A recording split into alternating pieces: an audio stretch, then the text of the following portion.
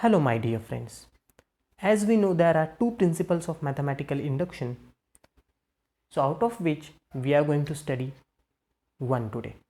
That is first principle of mathematical induction. So let us go for the statement.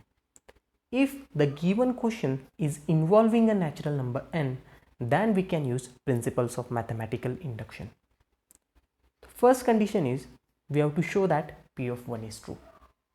Now you should be very careful.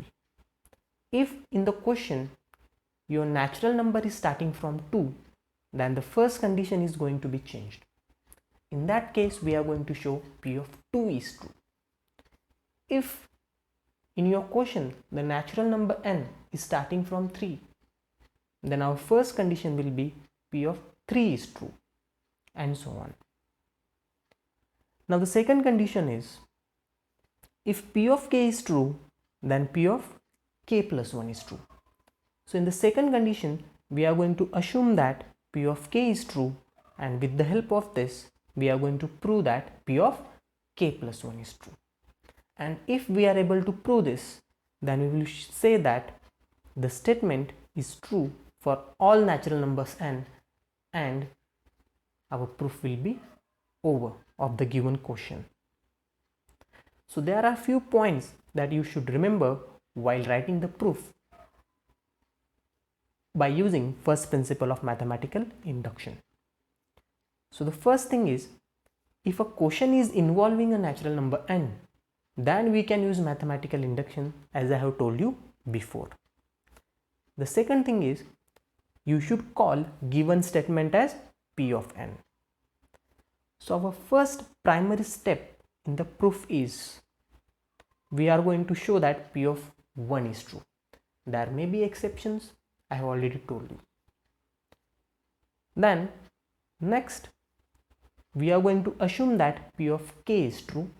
Remember, this is our induction step. Now once we assume that p of k is true, with the help of this, we will prove that p of k plus 1 is true. Now once we show that p of k plus 1 is true, then we can say that the statement is true for all natural numbers n. Then definitely you might be having some questions in your mind. How it will be true for all natural numbers n? So let me explain by giving a real life example. Suppose we are having a ladder which has infinitely many steps. In fact, we have to prove that this ladder has infinitely many steps by using first principle of mathematical induction. Now definitely there will be question in your mind, how this is a problem of induction. Now since you can see that as we have to prove this ladder has infinitely many steps, these steps are nothing but what? Natural numbers. 1, 2, 3 and so on. So our first step of the proof is to show p of 1 is true. P of 1 is true means what? We have to show that our ladder has a first step. Now once we have shown that ladder has a first step, then our second condition of induction begins. So in the second condition, remember, there is an induction step. So we are going to assume p of k is true. So p of k is true means what? We are assuming that our ladder has a kth step.